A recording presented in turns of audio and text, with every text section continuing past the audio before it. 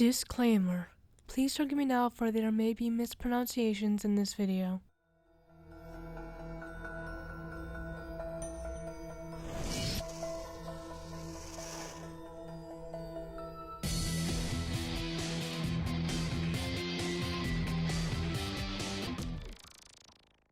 There's been some disturbing reports about a series of assaults in Lambeth. People claim they're being attacked by an age-old demon, Spring-Heel Jack.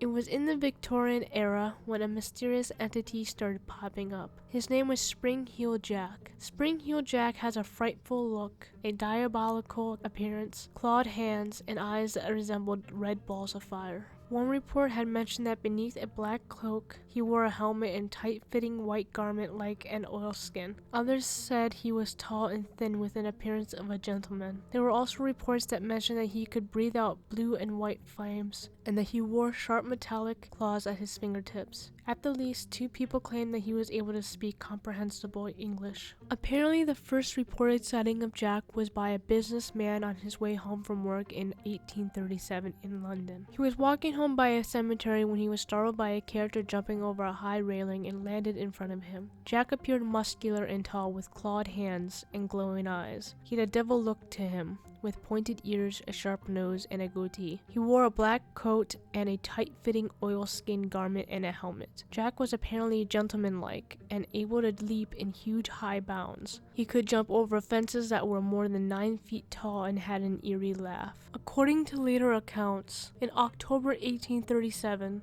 a girl named Mary Stevens was walking to Lavender Hill, where she was working as a servant, after visiting her parents in Battersea. While on her way through Clapham Common, a strange figure leapt at her from the dark alley. After immobilizing her with a tight grip of his arms, he began to kiss her face, while ripping her clothes and touching her flesh with his claws. According to her, his hands felt cold and clammy as those of a corpse. The girl screamed, making her attacker flee from the scene. The commotion brought several residents who launched a search for their aggressor, but he could not be found.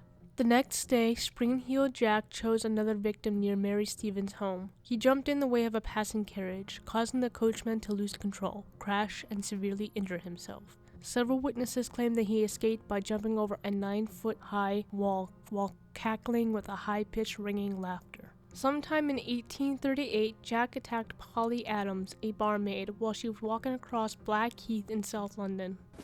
It was horrible. Glowing eyes, huge claws, and his laugh. Luckily, he was frightened away by some passers-by.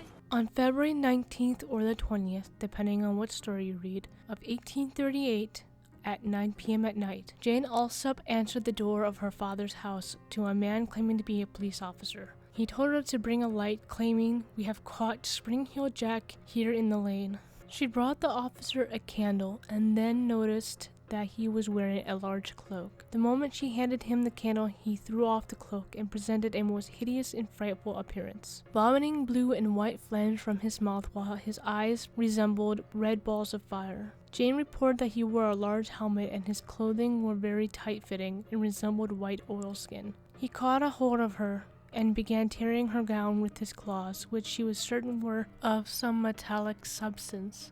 She screamed for help and managed to get away from him and ran for the house, but he caught her on the steps and tore her neck and arms with his claws. He let her go when her sisters came out, but then he began knocking on their door with his iron fist until one of his sisters frightened him away by calling for the police from the second-story window. After the attack, a police officer, James Lee, arrested Thomas Milbank in a pub called Morgan's Arms. Thomas had been bragging that he was actually Spring-Heel Jack. Thomas was wearing identical clothes to those described by Miss Alsop, but he escaped conviction because Miss Alsop insisted that her attacker could breathe fire, and Thomas couldn't be proven to do so. Another man was arrested, a bricklayer named Payne, who was believed to be Thomas's accomplice. Jane insisted that he did not match the man who attacked her. Jane Alsop's report was widely covered by newspapers, including a piece in the Times.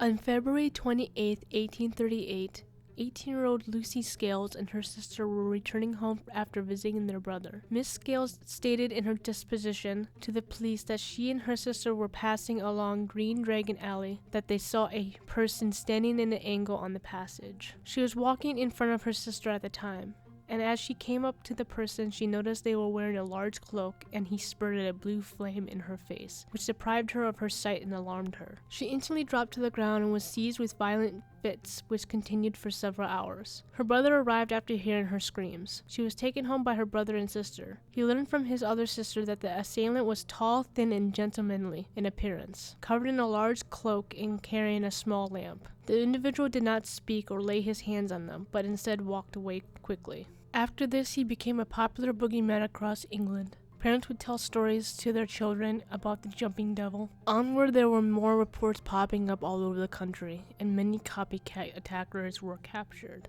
Upon a year, at which I don't know the date, on February 28th, a landlady of the White Lion pub was approached by a man claiming to be Jack. The man, whom they claimed was deranged, produced a club from his coat and started attacking a nearby woman. A blacksmith named James Priest was arrested in Islington after he attacked several women in the style of Spring-Heeled Jack. He was sentenced to 3 months of hard labor for his crimes.